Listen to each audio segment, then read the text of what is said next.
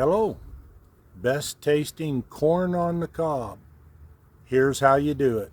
One simple ingredient once you cook it. Enjoy.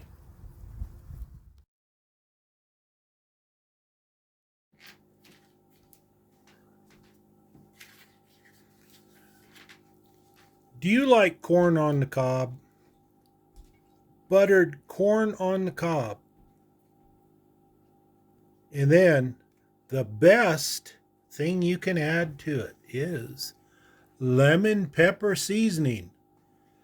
Trust me, that corn on the cob will be the best tasting corn on the cob you've ever had, with butter and lemon pepper seasoning. Oh, yeah, try it. You'll be glad you did.